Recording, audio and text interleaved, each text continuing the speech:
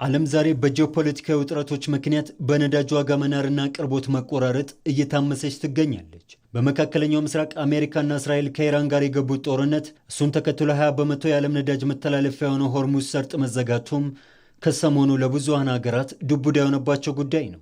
ኢትዮጵያም ነዳጅ ከሚሸምቱ ሀገራት መካከል እንደመሆኗም የገፈቱ ቀማሽ ከመሆን አልዳነችም። ይህ ነገር ከመምጣቱ አስቀድሞ ኢትዮጵያ ፊቷን ወደ ኤሌክትሪክ ተሽከርካሪ ማዞር እንዳለባትም ከ6 ዓመት በፊት የተወጠነ ዕቅድ ነው። በኢትዮጵያ የምንፈልገው አጠቃላይ የመኪና ኢንዱስትሪ እንዲሰፋ እንፈልጋለን።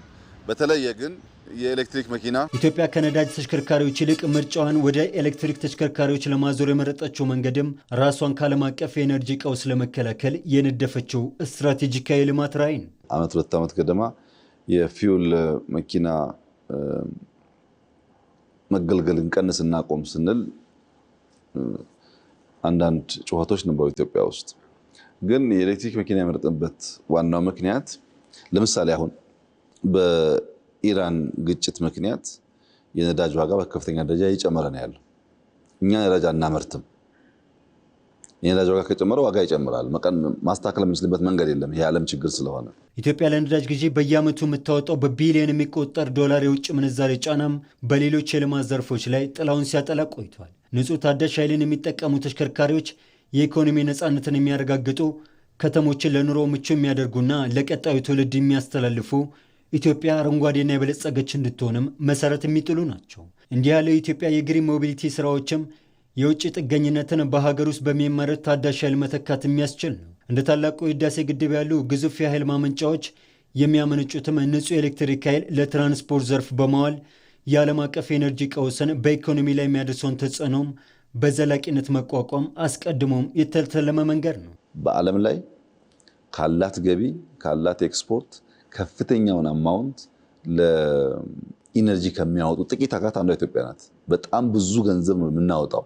ለምን? ስላላመረትን። ወደፊት ይቀየራል ብዬ ተስፋ አደርጋለሁ።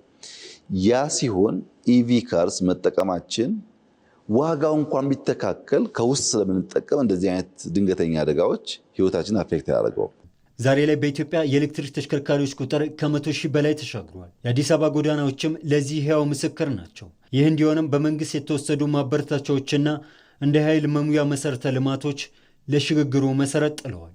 የከተሞችን እድገት ከጭስና ከድምፅ ብክለት የጸዳ እንዲሆንም የኤሌክትሪክ ተሽከርካሪዎች በዘመናዊ የተራማጅነት እሳቤ ነጸብራቅ ስራዎች መካከል ይጠቀሳል። ኢቪ መኪናዎች ድምጻቸው እንደ ፊውል መኪና አይደሉም። ጭሳቸው እንደ ፊውል መኪና አይደለም። ዋጋቸው እንደ ፊውል መኪና አይደለም። ኢን ተርምስ ኦፍ ረኒንግ ኮስት ማለት ነው። በእነዚህ ምክንያት አድቫንቴጁ ከፍተኛ ይሆናል። ብዙሃኑን የዘነጉ የአዲስ አበባ መንገዶች ዛሬ ገጽታቸው ተቀይሮ ለተሽከርካሪ ብቻ ሳይሆን ለእግረኛ፣ ለሳይክልና መሰል የትራንስፖርት አማራጮችን በማስፋት ተምሳሌት መሆን ችላለች። ዘመናዊ ተራማጅነት እሳቤ የሰውን ልጅ የኑሮ ጥራት ማሻሻልም ታሳቢ ያደረገ ጭምር ነው። አዲስ አበባ ዛሬ ላይ ቆመችው በታሪክ መስቀለኛ መንገድ ላይ ነው። በአንድ በኩል የቆየው የነዳጅ ጥገኝነት፣ በሌላ በኩል ደግሞ ብሩህና ንጹህ የሆነው የኤሌክትሪክ ቴክኖሎጂ። ከተማዋ የመረጠችው መንገድም ግልጽ ነው። አረንጓዴው ጉዞ። ቤትህ ሲኤምሲ ሆኖ ስራህ መገናኛ ቢሆን ወይም ቦሌ ቢሆን ለብዙ ወጣት ምንም አይነት ትራንስፖርት አያስፈልግም። ሳይክል ከሲኤምሲ ቦሌ 10-15 ደቂቃ ነድቶ መሄድ ይችላል። መንገዱ ይመቻል። ኦር ጠንካራ ከሆነ 40 ደቂቃ 50 ደቂቃ ወክ አድርጎ ሊሄድ ይችላል። ይሄ አማራጭ ግን ከዚህ ቀደም አልነበረም።